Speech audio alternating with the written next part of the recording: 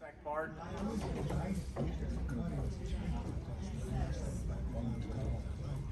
I can get it back in time, and we can just rehydrate. Okay. So Dave and I work together at the Central Maryland Research and Education Center. He's a pathologist, I'm an entomologist.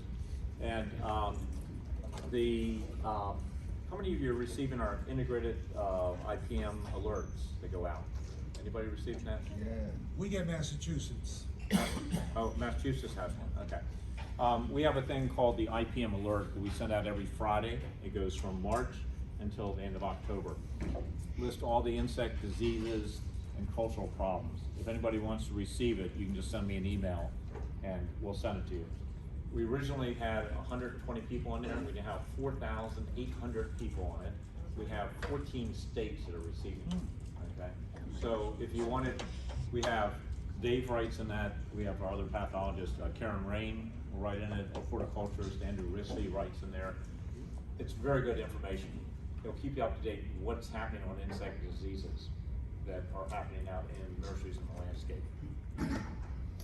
So the here, kick out the screen. I'm used to a little bigger screen than this. We got a little dinky one here. My job is to work as the extension specialist with the University of Maryland across the whole state of Maryland, doing entomology, and I do integrated pest management. At night, I'm a professor at Montgomery College. We have a 2-year program there that dovetails into our 4-year program at the University of Maryland. So I teach Thursday evenings, 5:30 to 9:30. Teach a class called IPM and Entomology. Now this semester, Dave Clement and I are working together, and we're both adjunct professors with now Howard College. We teach on Tuesday night. So I teach Tuesday night, 5:30 to 9:30, and Dave comes in next week and teaches that class 5:30 to 9:30. That's called Diagnostic Disease, Plant Disease, and Diagnostic Entomology, all right? So what we're trying to do is, we get people that are, most of our people already have college degrees, and they actually come back, just as George was talking about, and are changing their career. They didn't like what they were in. And some of my students are people like lawyers, believe it or not. I have lawyers. I've had a veterinarian last semester, 27 years as a veterinarian. I said, why are you taking the class? And she said, I was creative when I came out of undergraduate school. I went into veterinarian. I said, aren't you doing well? She goes, I'm doing really well. But I want to get back into my creative spirit. So she was changing her career. And she wants to become a landscape designer. That's kind of interesting. I get quite a few computer people taking classes. It's interesting to see who shows up in those classes. We do get the 20-year-olds, but then we get the people that are in a career and come back and change. So very fun programs. The one I teach at Montgomery College is online, and I'll be doing one for the mini semester in December. So now we're getting people from other states taking it. So you could be in Delaware, you could be in Virginia, whatever, and you can take a class, take an audit or take credit, either one. Right? Go into some of these things. All right, so hollies.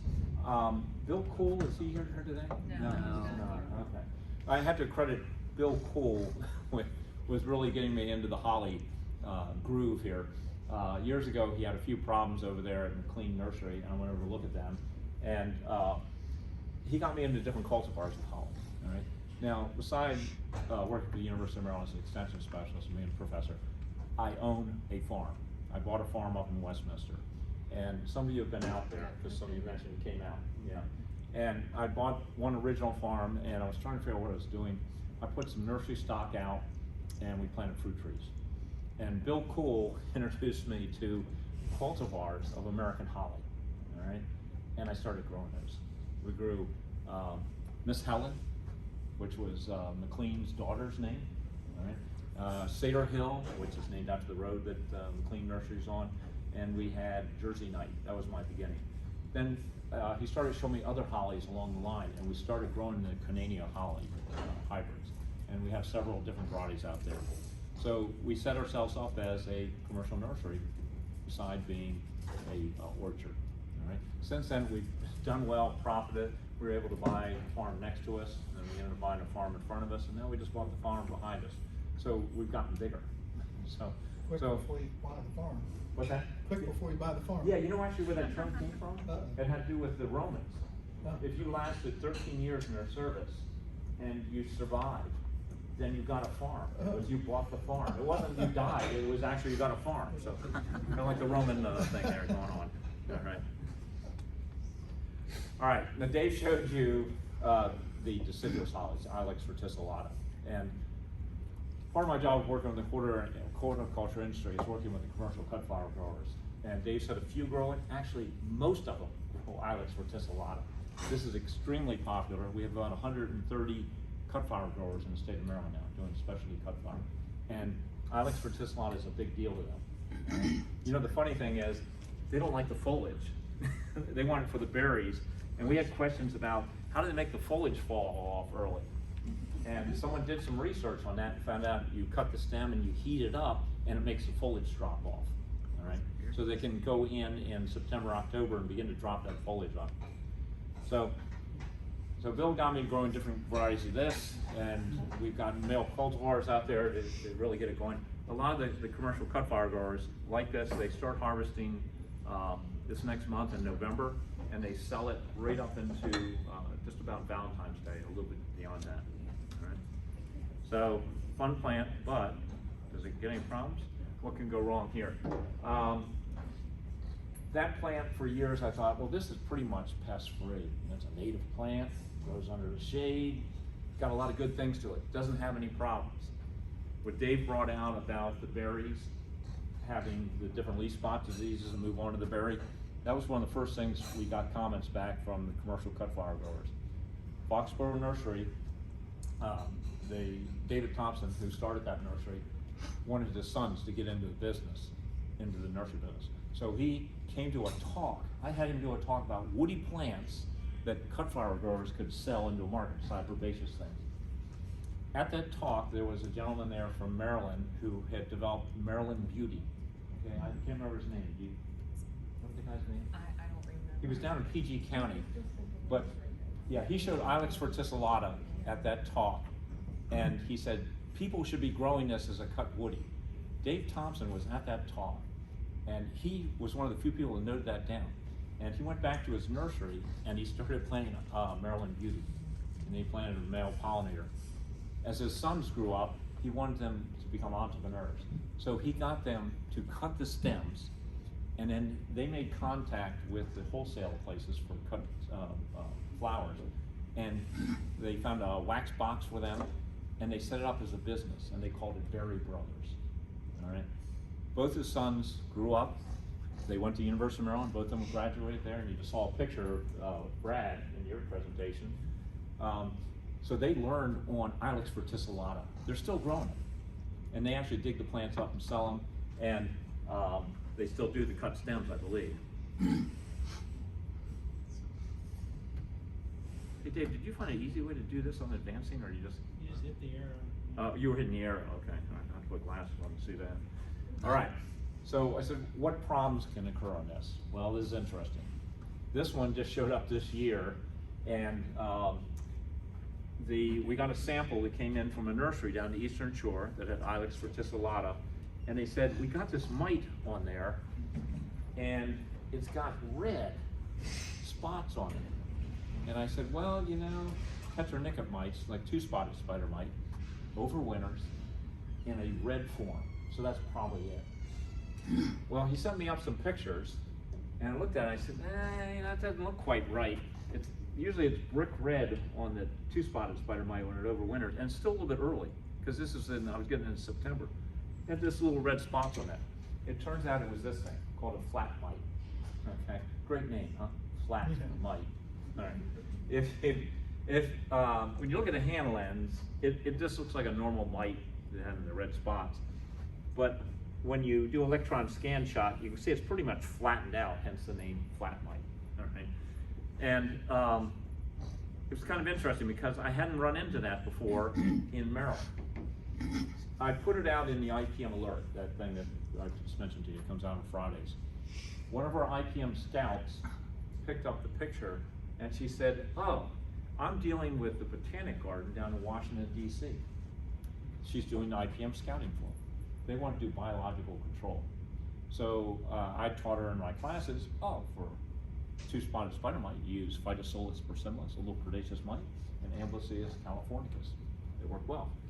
she used them down the botanic garden, and she said, it's funny, that mite you put the picture in, I have one very similar on the plants down here at the botanic garden. And those predaceous mites walk right past it, and they don't seem to feed on it. Yeah, and there's a reason. They're not adapted to feeding on flat mites. They don't like them. Okay? So we found them down there. Then since then, we put it out again in the IPM alert, and we're getting more reports, and then we got it back in on Ilex verticillata. Okay? All right. So, anyhow, the way it works is the female will lay eggs on the plant. She'll lay up to 200 eggs on there. Those hatch out, and what comes out is called a proto-nymph, okay, first nymph. And it has 6 legs to it. They have piercing mouth parts. They jam into the plant tissue, okay? They're called chelicerae. And they jam those in, and they wound the cells, and they collapse those cells. So you get a kind of a stippling effect at first, kind of a silver stippling. Then the tissue is going to go necrotic and turn brown. So it makes it a bronzy color after that, okay? So then after it goes to that proto-nymph, it goes into what's called a deutonymph. Just a second, all that Latin means the second stage, second nymph stage, all right? So it feeds in the second stage, and then it becomes the adult, and then it can reproduce itself. Okay, now the damage, here you can see it on, this came from another nursery on the Eastern Shore, and they had brought in plant material from the south. And Dave was talking about all the disease things that are showing up on plant material from the south. The problem we have in the nursery industry is everybody buys stuff from everybody else. Right? Years ago, it was you had your plants, you propagated your plants.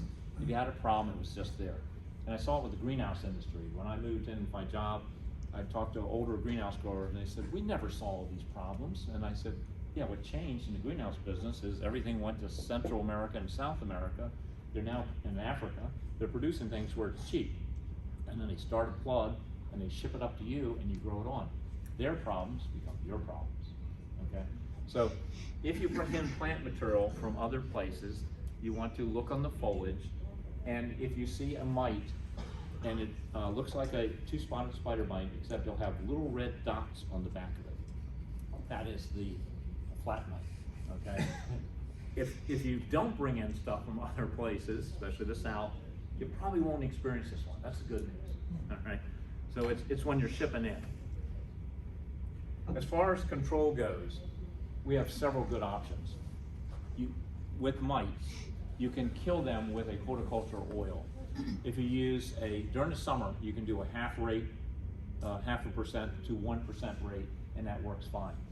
When you get into the dormant season, at this time, we're moving into the dormant here as it gets very cold, you could put that up at a 2 and 3% rate of oil, all right?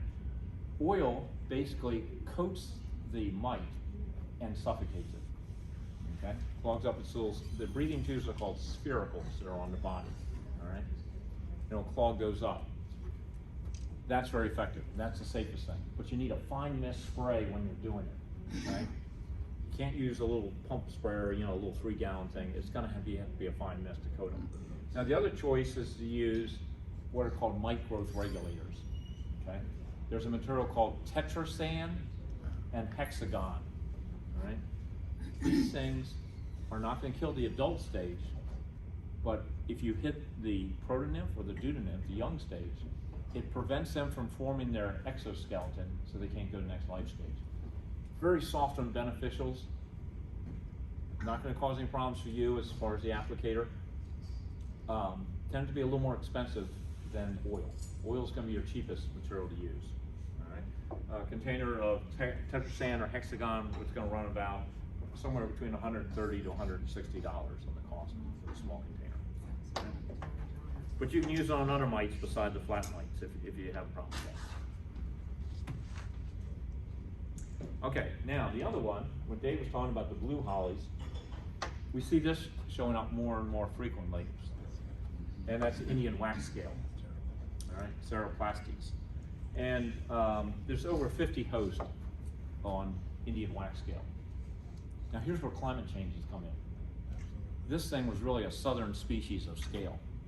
In Maryland, when I went through graduate school, my advisor, John Davison, told me, you'll never see this scale beyond the Washington Beltway. And I said, why is that? And he said, it's too cold out in those surrounding areas. You won't find it in Baltimore County, or you won't find it in Frederick. Just too cold, all right? The climate's changed, all right? Not only the climate, but also we have a lot of city building going on. There's a lot of roadways, there's houses going up like crazy. It's giving off heat, and it's changing our winter times, all right? So now we're having this thing over winter. So it does get on hollies, but it also gets on pyrocanthus, spirea, hemlocks, euonymus. It even gets on boxwood, believe it or not, all right? The sacred boxwood. This scale is one of the biggest ones you're gonna see out there. You can't miss it. Can't miss it. It is huge. It looks like someone took a candle, lit it, and dripped the wax on the foliage, all right? And it's white. It's really, really white, all right? Now, I did a talk down in Washington, D.C. for the Smithsonian. They have a big greenhouse operation down in southeast Washington. Big, huge operation. So I went down there and I did a talk about different scale insects. And at the end of it, they brought me up a gift, and it was a potted Ilex verticillata. And it was completely coated with Indian wax scale going up all the stems. The lady presented to me with a smile, and she said, normally we would have thrown this away, but we figured you would probably would appreciate this. And I said, this is the best gift I've gotten all year. So I proudly took that home and used it to infect other things so we could do studies on it. So the overwinter as a female, that big blob of wax is totally resistant to oil. If you try and put oil on that thing, it rolls right off it. It will not work at all. We've tried repeated trials with that. That one, you're gonna have to use a systemic insecticide, all right? But we've got several good ones out there. There's one new one from Bayer called Altus, A-L-T-U-S. One that's been around for a while, Dinotefron, under the name Safari, and Transtech. Both of those work very well on the scale, all right? Now, that's, if they're very large and you just picked it up, yes, removing it and taking it off would be the best thing you can do, all right? A really cold winter helps too. You remember there was something that came through called the polar vortex? Remember that? Yeah, it was real cold, and it damaged some hollies, but damaged lots of them. The funny thing is, we had a colony of these things over in Columbia, Maryland, right on the shopping mall. And Brickman was working with us, and they said, we know you want a study site, so here you go. These plants were loaded, and we set it all up for a trial. That was the winter the polar vortex came through. We came back in the spring to do the trial, and all the scales had dropped. They were on the ground, all right? They winter killed because it was that cold. That year it got down to 8 below. That was an unusual thing to happen, but it killed them. And Brickman said, wow, we solved the problem. And I said, yeah, actually when we looked at it, they mulched around the base. The ones at the base that were on the mulch were warm enough, they survived. And so it only took about 2 years and they completely repopulated all those hollies again, okay? So if you bring it in, it's big and you saw it and hand pick it, get rid of it, don't leave it. And this time of year, it's a female, she's over winter. Those are not gonna hatch till next year. The good news, 1 generation per year in this sucker. All right, so if you get it established, then you have to do the treatment, and you want to get it in the spring, okay, and take care of it. Do not leave it around. Now, I mentioned I teach at Montgomery College. I took the class out. They did extensive new buildings, and with the COVID, I hadn't been on campus in 3 years. Everything's online now. Well, I was on the campus finally, and I walked students around, and what do we see? A big planting of blue hollies. And everybody's going, it's beautiful. One of my students said, what's the white stuff there? It was the Indian wax scale. And the plant material had just been installed in the last year or two. So someone brought it in that was infected, and they just didn't know what they were looking at. And they put it in there, and I said, we're gonna leave this alone because I need this for classes. There's a question over here. We had it on Inkberry. Yeah. And we overwinter our broadleaves in a white covered house. Yeah. I have a garden center. Yeah. And it overwintered beautifully in the house. They loved it. Yep. Yep. It's a good environment. If you want to grow them, there you go. You got the technique down. All right. So cold winters or treating Don't bring it into your place. Yeah. It's on the ilex glaber out front here. Is it? Oh, Yeah. pretty cool. Give me something to look at afterwards. It looks like white berries on the inkberry. Really? Is that heavy out here? Yeah. Oh, anybody have any prunings here? You do? Okay, yeah, good. See me afterwards, I'll slip off the table, I need it for class. All right, they'll move out on the Chinese hollies, they will move out on the foliage, and they will get hit those. And you can see it out here. That's not a preferred place for them to overwinter, because what Dave was talking about earlier, sometimes hollies drop their foliage certain years. If you're on there and it was the senescent year, it's not too good to be that scale. They usually want to be back on the woody tissue is where they're going to hang out. If you flip them over, it's kind of funny. People look at it and they go, I can't believe this is an insect. It doesn't look like it has legs, all right? But if you flip it over, and here's a little trick to it, if you want to put a light on it and then take and magnify, there are little legs on there. And what happens when arborists bring it into me, you want to know if it's live or dead, I put a light on there, and what they'll do is they'll start going like this with their legs. It looks like they're waving at you. If they're dead, the legs will just be up like that. All right, so it's pretty easy to tell if they're alive or dead. They're red normally, all right? Well, when they die, they turn brown, obviously, and they shrivel up. Now, a closely related scale to this, actually kind of interesting, has economic importance. Down in Mexico, they had a plant, okay, called agave. And most people know agave for making tequila, right? Well, actually, there was a scale on there called the cochineal scale, very closely related to this. You pull it up, in the center of it's red. And what the Aztec Indians used to do is they'd make a dye out of it. They would dye their fabric. So it made a brilliant red color. The Spanish, when they came in and conquered that area, one of the things they looked at this red dye, and they found out how they were doing it. They were using the scale inside. And they were actually selling the red dyed fabric through Europe. It was big money. And they kept it a secret for years. They wouldn't tell anybody where they were getting it from. Right? Eventually the British figured it out. And the British, they talk about the soldiers would wear those red jackets, lobster thing. That was made with the cochineal scale, the red dye. Isn't that interesting? If you remember anything nowadays, like you remember that part. It's very cool. Okay. Yeah, so scale can have its purpose. Here's a female flipped over. See, that's what you're going to see. And to most people, you know, a homeowner looking at it goes, that doesn't look like any insect to me. Yes, it is. And it's got a long stylet mouth part that sticks down into the phloem of the plant. And they will pull up the sap. They're trying to get protein out of there. But what they're going to pick up is some protein, about 10 to 12%. But most of it's going to be water and sugar. And just like a diabetic passes sugar through, they're going to pass that through, and that's called honeydew. And that's what Dave showed you earlier, the sooty mold. Usually when you get a scale like this, it produces honeydew, goes on the foliage, and then if it's moist, you're going to get the sooty molds growing on top of that, okay? So it's really tied into the insect as far as dealing with the sooty mold.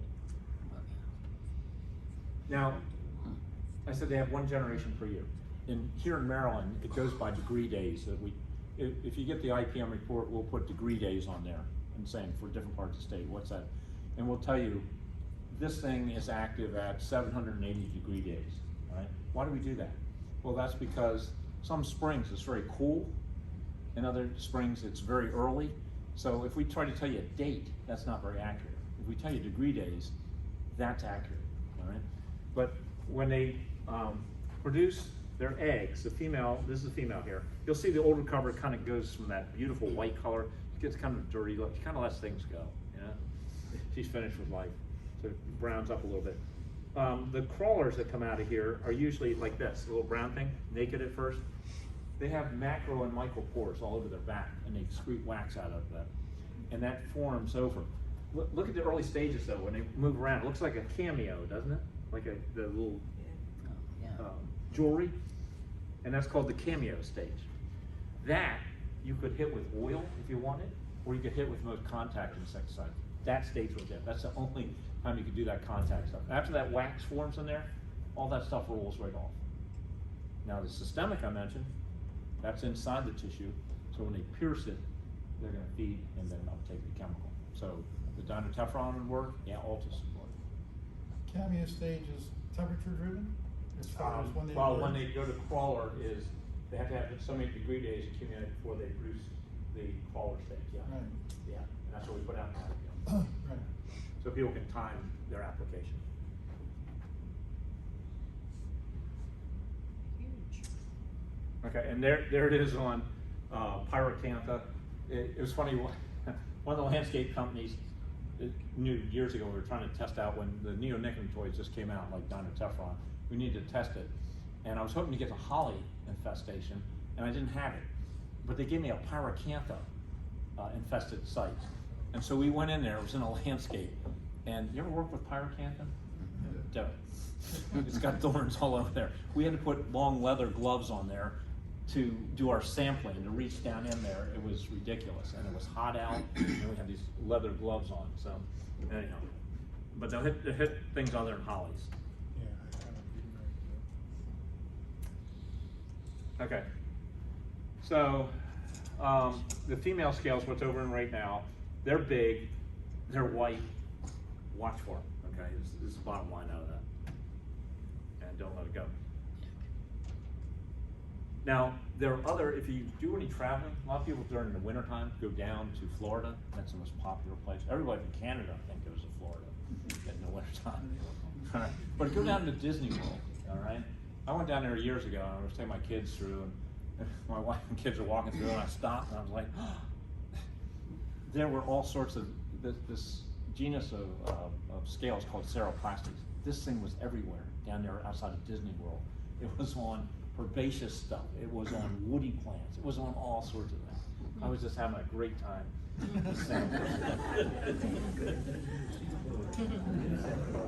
Yeah.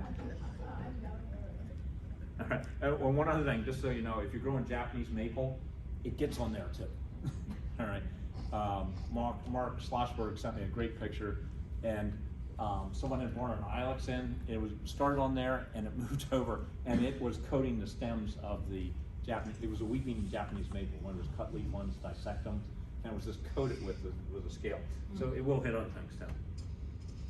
All right. So much for that scale. All right. And we go to the opposite. Okay. Now the next one. This one is nasty. This one is nasty. This one's called the Japanese maple scale.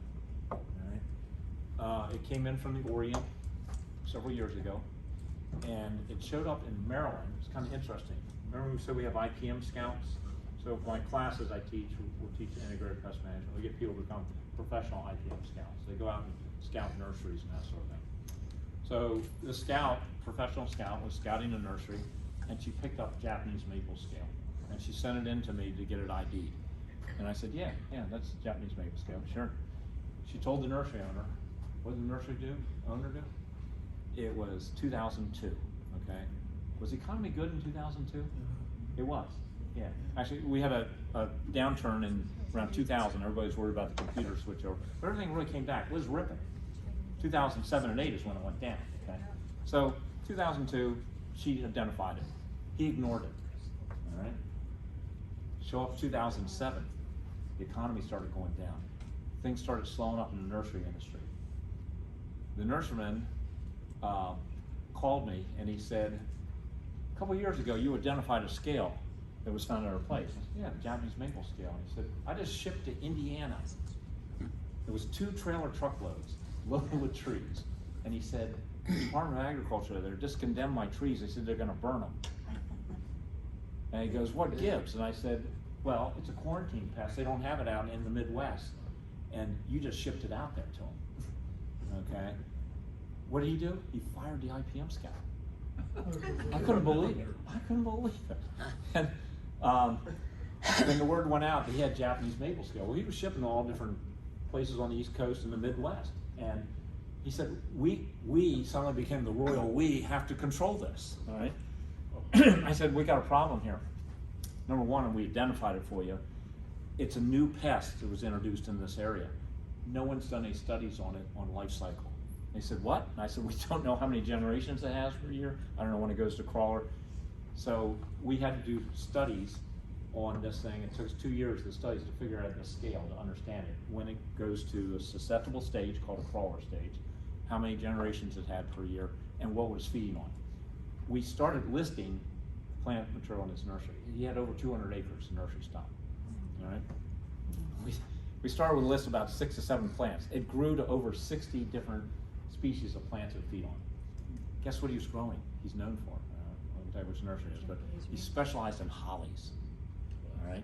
Dave mentioned the dragon lady. That's one of his big sellers.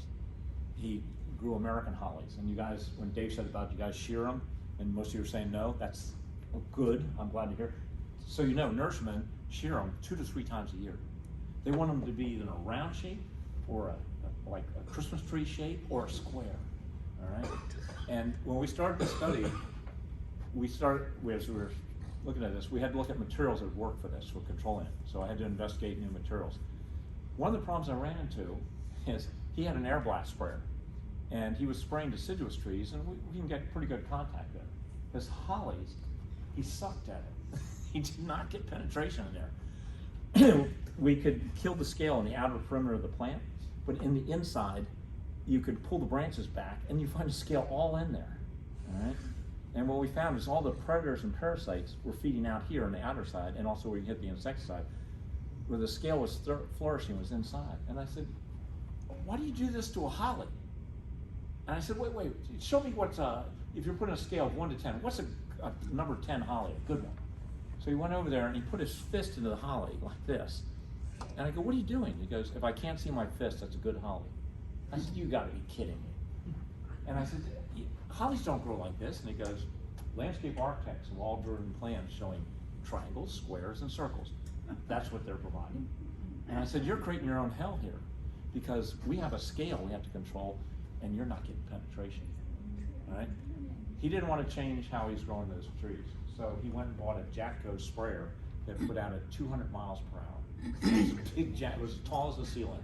And then he bought a smaller version that put out 160 miles per hour. And he would have, one guy drove through here, it was 200 miles per hour. It blows through the plant material, it goes like 4 rows down. And so he used a smaller one for the closer stuff. Well, it was taking tremendous times. We ended up bringing in a helicopter. And it's the first time I'd ever worked with a helicopter on a pesticide application. But that's what we had to do in that nursery to bring it under control. It took us 2 years of treating to bring this thing under control. So the reason I'm telling you this story is, one, don't shear a holly, and if you get the scale in here, definitely don't do it, because it's gonna be a problem controlling it, all right? And if it comes in, control it right away, because it's spread all through his nursery. It cost a tremendous amount of money to bring that thing under control in there, both in the hollies and the deciduous plant material. It then started showing up in other nurseries. Right in the height of that economic downturn, it was 2011-12, I was asked to come down and speak to the southern nursery growers in Kentucky. And they said, come talk about scale. So I talked about different types of scale. I showed this one. And I said, you guys probably don't have this. We have it in Maryland. It's really nasty, and I went through the control strategy. And there was a break. At the end, I said, is there any questions? Nope, no questions. There was a break right afterwards. I had 40 nurserymen locked up. They all had it. They didn't want to put their hand up saying they had the problem. And a lot of them were saying, well, you know, and the trouble is our landscapers here ship from the south. They ship out of South Carolina, North Carolina, Virginia. It was all the places that had the problem, and they were shipping it up, and they stuck it in our landscape. So they've managed to reinfest us for a lot of stuff we try to control here. So take this one very seriously. If you look at it, it looks like a bunch of little rice grains all over the trunk. They're kind of whitish on the outside. I'll show you what they look like here in a minute. If you wipe off that white stuff, it's brown underneath there, okay? There's just kind of this little waxy layer on there. There you go. That's the female. They're elongated scale, not like that big glob for the Indian wax scale, but more elongated. And the wax on the white stuff, where you rub it off, you're gonna see that. Where the first place they're gonna pick up is in a crotch of a branch. They like to be in a little confined area. So if they get in your holly, it's gonna be down where branches structure is, all right? Or deciduous plant, so either one, it's gonna be there. Now the interesting thing is, we found in nurseries, deer are a big deal in a nursery. They go out and run. is a big thing. The bucks rub at this time of year, damage trees. So what they do, they put guards around the tree. And what we found is this scale will flourish underneath those guards. You put them on a deciduous tree, that's where the scale's gonna be. underneath that. So what some of these nursemen do for their solution, I was out at places and I see them, they pull the guard off, they're getting ready, they've already dug the tree, they're gonna ship it. They have their workers out there with little scrub brushes and they're going like this, scrubbing them. What do you think you're doing here? They said, we're getting rid of the scale. I said, no, you're not. You're getting it from the obvious trunk. They're all in the little cracks and you're not getting all those. And they said, customer can't see that, it's good. And I said, wow, this is a bad idea. So it's managed to get shipped to Selfish around. All right. The most embarrassing one of this is at the University of Maryland, we have a big building that different sponsors pay for. It was Comcast, and I don't know who's paying for it now. It's where all of our basketball games are held. Right? Funny. Walking up that sidewalk, they put red maples in, not hollies, but red maples. And they were donated by a big landscape company out of Prince George's County. They made a big deal about it. We're donating these 4-inch caliber trees, ready to go maples. I went out, walking down the thing, guess what they had? Japanese maple scale, all up and down the stems. All up and down the stems. We ended up doing trials on it at the University of Maryland, and then we had to have the grounds crew do a lot of expensive treatment. And I said, man, we should go back to the donators, because I'm sure they had to notice they had a problem. They shipped it right out. Well, what's the effect on the tree? It kills it. Kills it. No doubt about it. They build up ridiculous levels. They'll be up and down a trunk, and you get branch dieback, and if you let it go long enough, it'll kill the tree. Okay. So it's a very serious pest. Paula Shrewsbury, who's in the entomology department, worked with me. We had one of her technicians, and then I had my technician go out, do the life cycle information. And we developed what's called degree day models now for this. So we can predict when you're gonna get crawlers. So you can time it to get your best control, all right? We put a fact sheet out. If you guys wanna write down www.ipmnet and just put Maryland next to that, it will take you to my webpage. And on that, it has a fact sheet. And it says Japanese maple scale. And you can get a whole fact sheet, have all the information on there for you. Okay, so you can recognize the scale. If it shows up in your hollies, do not mess around. I mean, the other one is big blob, you can see it. These you gotta watch for. And I can tell you, it's all through the East Coast now, all right? Most of the nurseries have this thing, all right? And some of them are better at controlling it than others. So be careful on this one, all right? Don't bring it into your operation. You can see, this is a map just showing on the East Coast, all the places we've got a report in. The yellow ones have now red, all right? Because our nurseries ship out to the west. And it even jumped out to Oregon, which is kind of interesting. I'm trying to figure that one. I would see it coming the other way, but that. Return trip. Yeah, return trip, yeah. California's keeping it out so far. They do not want that scale in there. It will feed on fruit trees, and they have nut and fruit trees that would majorly impacted by this thing. Right? So it's just, you know, the international shipping thing is great to a degree. It's brought in all sorts of pests. Wow. Look at the partial, this is a partial list of plant material that scale hits. That's the reason I'm saying it's so serious. One, it has 2 generations per year. It has a wide range of plant material feeds on, and then the egg hatch is over a very long time. When we were doing the studies on it, most scales, when they hatch out, the crawlers come out for about 2 weeks. These things, 5 to 6 weeks. That's a long time, all right? So their chance of disseminating themselves are very high with that. So we're doing our best efforts with nurseries. Every time we talk, we bring up that scale and tell them, please, please, please watch this and please treat it. And we'll put it in the IPM reports when it's in the crawler period. The first one, crawler period, was back in June. The second one was in the end of August. And we tell them, get in there and treat. We have insect growth regulators. You know, we're talking about mite growth regulators? Okay, they have something called callus and distance. Both those extremely effective on that scale. Very soft on beneficials. Not going to get your pollinators. It's not inexpensive material though, okay? But it does work. Stanton, how many generations did it end up having? 2, and that's on our fact sheet. See these little graph things? I have to just gotta do science talks, but we'll show where we get the peaks. So where it peaks, all right, then you know you got the peak crawler period. So it's 2 generations per year. Any systemic to deal with it? We tested dinotefron, which is the Transtec and the Safari, and that did work as a foliar spray. Not as good as a drench, okay? Altus we tried as systemic. If you foliar spray to work, it definitely did not work as a trench on that one. Yeah. Okay, enough of that scale. Gosh, that one's almost bad. I have to bring you down on it, but just watch for that thing. All right, so let's move on to spotted lanternfly. There's a cool insect. And I love this picture. Someone from Hagerstown. There's some sort of park up there in Hagerstown. You can go in, it's got weird wood carvings and everything. I'm not sure what it's called, but he caught the one with the spotted lanternfly in the nose. And I said, oh, that's so cool. I got to put that in the IPM alert. So it was on the front page of that one. You need to keep your eye out for this. Again, this came in from the Orient. It was shipped in to Pennsylvania back probably in the 2000s. We're not sure exactly when, but it was first reported in 2010 by a, I believe this, extension extension agent in a county, Emily Swackhammer, and she picked it up on her own farm. And she identified the insect, and then she told the Department of Agriculture, and she was met by, oh, okay. And that was about it. And she said, I think there's going to be a problem. And it has. And it spread. And now it's all through Pennsylvania. It's moved into Maryland. And I'll show you some of the other places it's moved into now.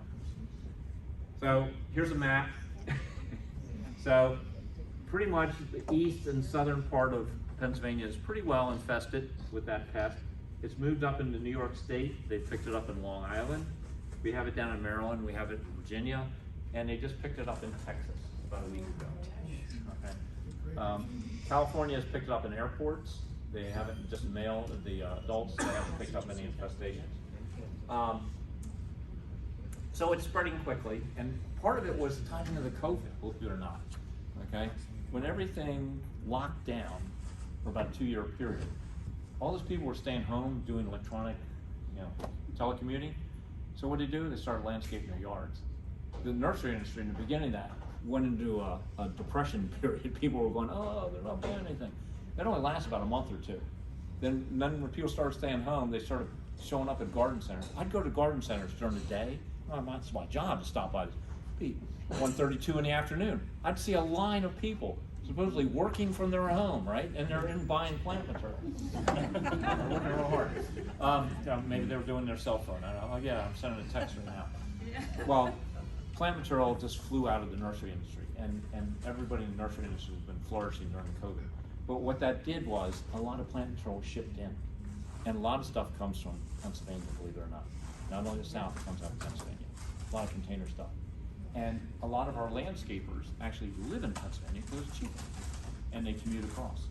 And during that period, we were doing our emails with all the industry. I had landscapers send me in pictures of adult spotted lanternfly in a bit. It says, this is the back of my pickup truck. I live in York County, Pennsylvania, not pick on York, but York, Pennsylvania, and it's in the back of my truck. I just wanted to report it to you. And I said, okay, I'm not a regulator. And I said, I will let MDA know. And MDA wanted to know, well, where are they? I don't know, they're traveling around, parking different places. So they were bringing it down. And then we had someone on the Eastern Shore, one of our extension agents called me and said, one of their roadside markets just drove up to Pennsylvania, bought a bunch of chrysanthemums this last year. And after they loaded their truck, they brought it back, they opened up, and spotted lanternfly were flying out of there.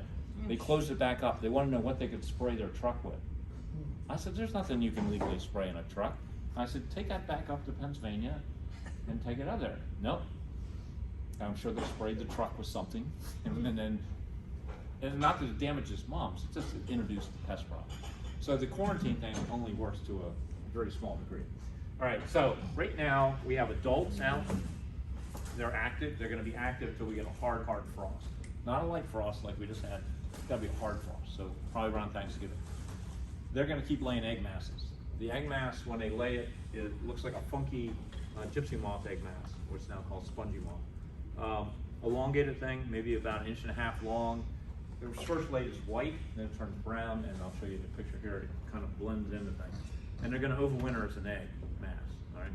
Now, this tree is adapted to feed on Ailanthus, okay, tree of heaven. Yay, it's not on hollies, yay. So Ailanthus is native to the Orient, and that's where this insect evolved. Ailanthus produces a chemical called allotrone. Right? And when the insect pierces, has a stylet mouthpart, a little piercing mouthpart, sticks it in there, it pulls up the allotrone. What do you think it's doing with it? Why would it want to take up allotrone? What do you think that would do for it? Food, What's that? nutrients? No nutrient part. Think of, Makes them poisonous? yes, it's a natural insecticide. So we think in humans don't want to make insecticides. Insects do it all the time. It's a defense compound. So it's inside their body, it makes them taste bad. So predators and things like birds don't like to feed on it. One of the other plants that they've adapted over to is walnut. And walnut is found in the Orient, there's different species. But in walnut, it produces juglic acid, which is also something that tastes bad. So it imparts, it doesn't kill the insect, but the insect now has a defense compound, making it taste bad, all right? So if it's got stinky leaves, they might like it. And stinky leaves, yeah, absolutely, good one, George. But this map, that green stuff, just shows you where Ailanthus, tree of heaven, is growing presently in the United States. It is a weed tree. It got introduced. I don't know if it was brought in on purpose originally, but it's all over the place. And they like to feed on this, especially when the females get up just before the egg laying period. They like to go to Ailanthus and feed on it, pick up the chemical in their body so things leave them alone while they're laying the egg masses. Right? Originally we thought it had to be tied into the egg mass line, but it's not true. Yeah. I have a question. Yeah. I've seen that, the life cycle Yeah. any number of times. Yeah. But nobody talks about how you get from that last instar that has the red dots on it to the adult with the wing. What happens in there? Well, they're in the order of insect called Hemiptera. Okay, so Hemiptera are true bugs. They have what's called gradual metamorphosis. So they change in that they will develop wing buds on the outside. So when you see that black and red stage, that last instar, it's the fifth instar, there's a little wing, looks like wing pads sitting out there. When it sheds its skin, its exoskeleton, goes to the next stage, it has fully developed wings. And so there's no pupation like a butterfly or anything. It's called gradual metamorphosis. Yeah, good question. You could be one of my students. Would you call that compound in walnuts? Juglic acid. Juglic acid. Yeah, and it's allotrone that's produced by the tree of heaven. Okay, so I wish the picture was bigger so you could see this. But here's a cinder block. See that? What you're looking at is a cinder block. Those are egg masses. So if you look in the literature, and Penn State's put out a bunch of stuff online on this.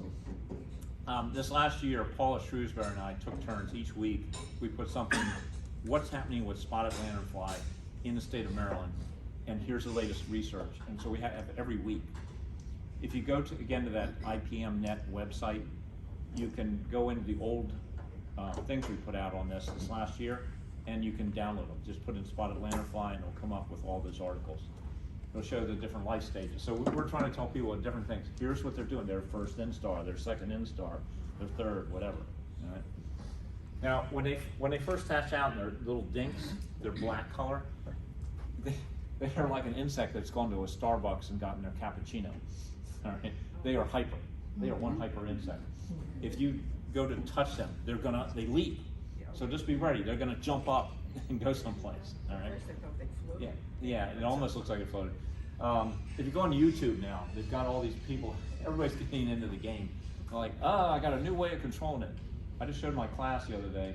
One person was going, I've got an innovative way. I take a pop bottle, I screw off the lid, empty the pop out, right? Take off the top, and they said they leap, and they showed going over to a branch, and they go, watch this, and they put it over a spotted lanternfly, and it goes, boom. Well, they leap. Okay, they have very powerful back hind tibias. So they jump, and it goes right in the bottom, it goes poof. Make a little click as it hit in there. And then she did another one. She goes, it makes you feel good.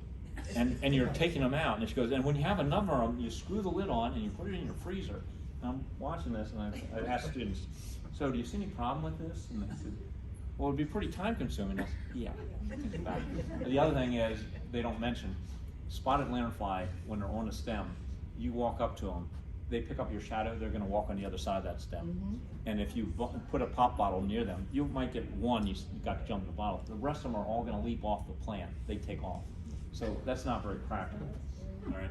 The other one they showed was, another video, someone took a Dyson, you've seen these portable battery operated Dyson vacuum cleaners, and they had a Black & Decker one too. And they were comparing the two, two brands. And they showed them vacuuming the thing, and I was laughing watching, I said, okay, same thing, as soon as you get near them, they're gonna start, you're gonna get a certain number, but a lot are gonna leap off.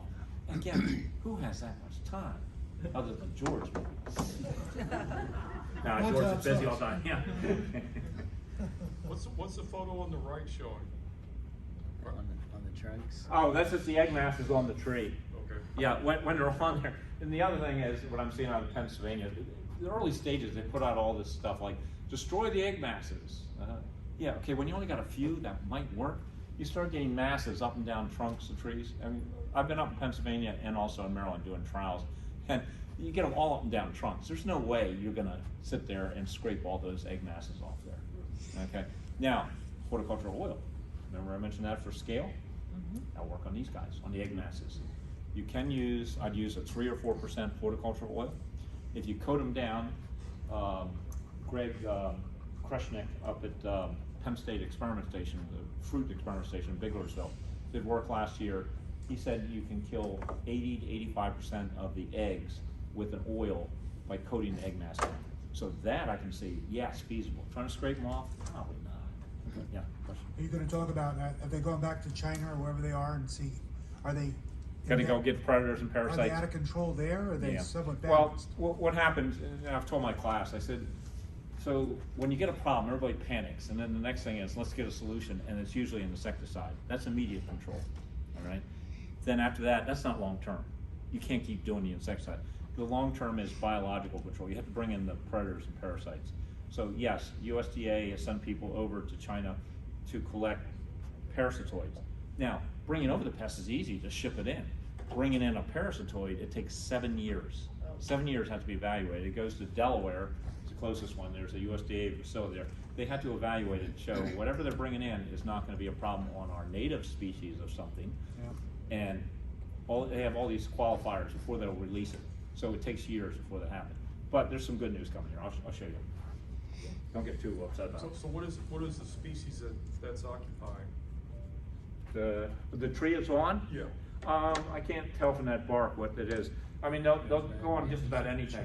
When they hatch out, for 2 years, MDA would not let me do any trials here in Maryland because I couldn't bring an infestation in.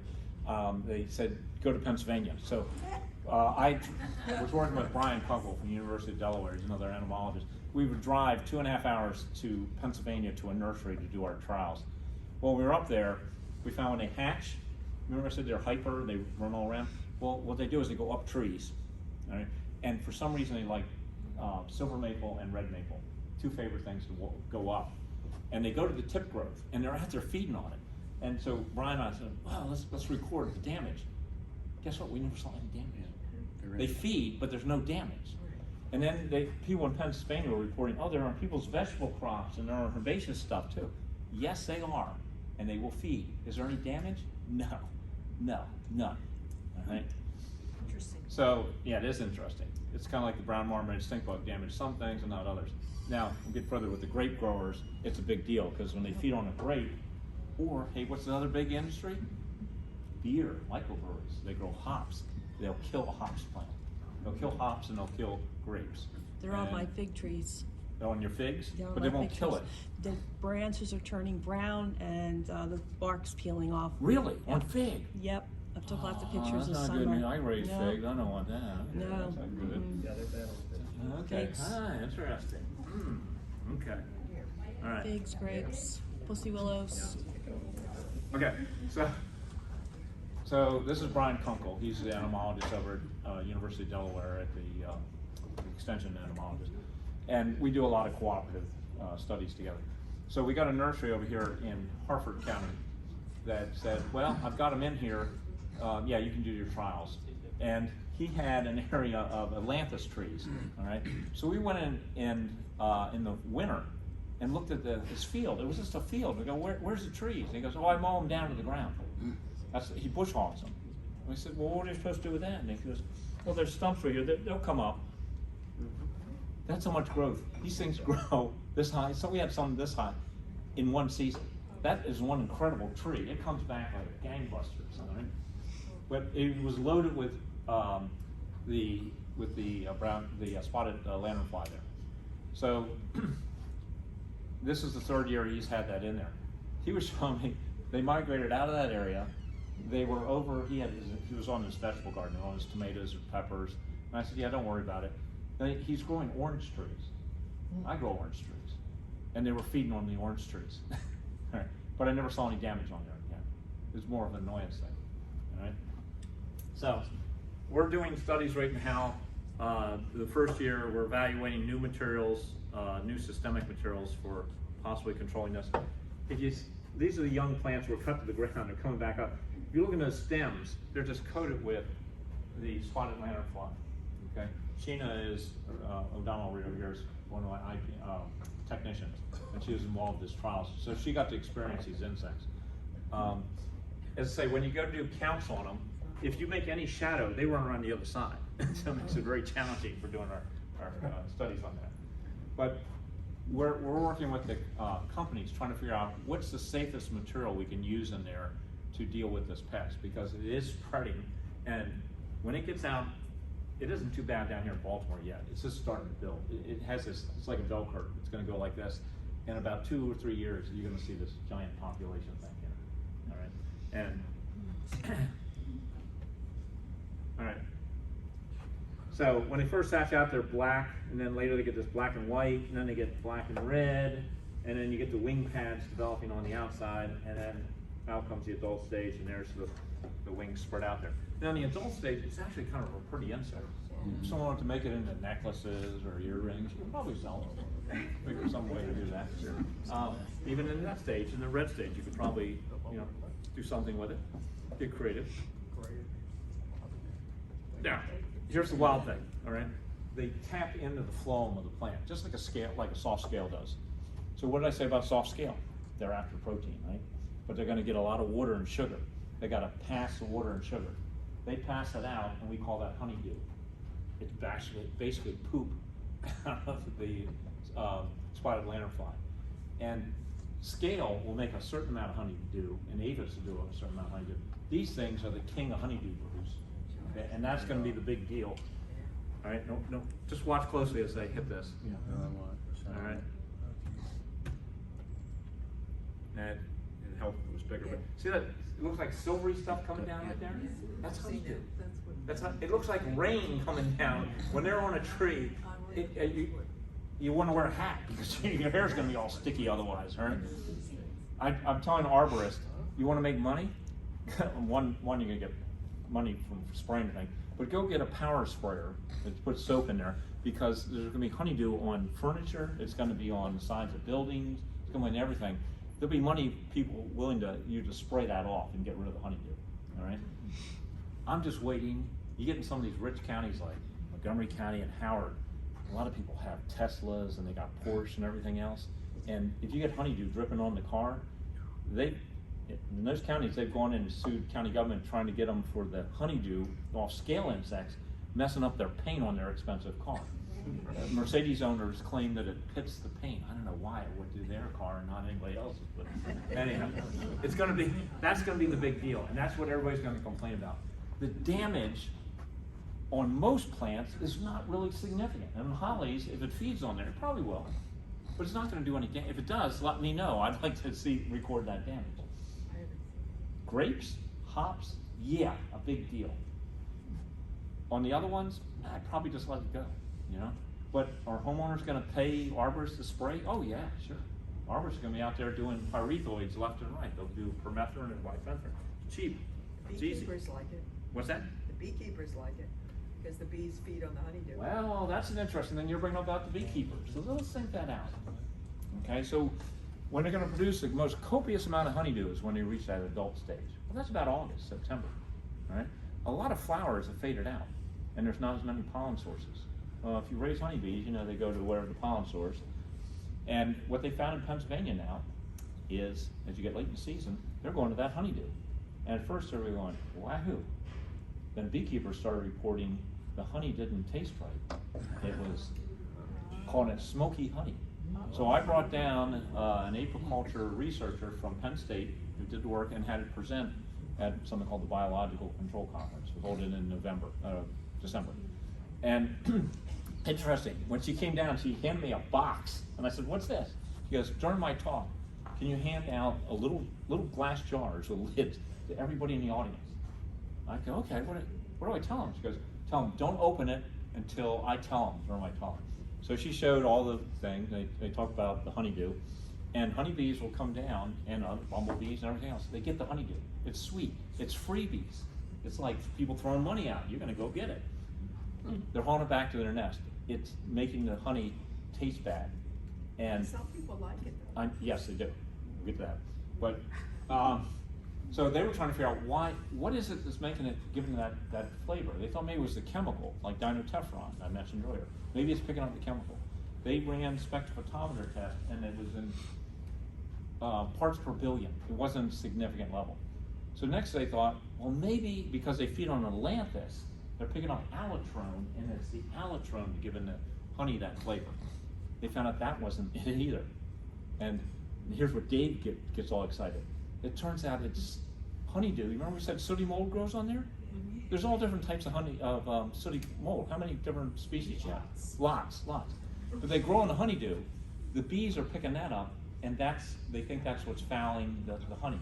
Now, then she said, everybody open your jar, and she had to dip her finger in. Then she said, how many people like it? Well, I put my hand up. It didn't taste bad to me. 15% of the people who had their hand up, they liked it. Everybody else hated it. And to me, it tastes like a kind of a barbecue flavor of honey. Said one innovative grower in Pennsylvania for the fall put it into little pumpkin containers, like a ceramic thing, and they had one with a skull, and he was selling it as spooky honey. And I thought, well, there's an innovator. That's interesting. Yeah, but I've told landscapers, if you have people that are maintaining bee colonies, realize this will impact their bees. They are going to go harvest that honeydew. It's a freebie. I don't know how to prevent that. And then if you have a wet period during the honeydew, you're going to get sooty mold in there, and that will carry into the honey. So it might be at certain times of year. If you like it, I liked it. A certain audience will buy it, but maybe the other people won't buy it. I don't know. So, anyway, so the honeydew is the big deal out of this thing, is what it gets down to. So I was just telling my students the other day, I know what happens on this. I've seen it with brown marmoset, stink bug, and other things. So this is going to come in, and it's going to make a big press thing, and then everybody will freak out about it because they reproduce in big numbers. And you got honeydew and everything. Legislators are going to be contacted, and they're going to say, they're going to come to the university and any place they can and say, come up with some research, and they're going to throw money at us. All right. And so it's going to be good times for me and Dave. All right.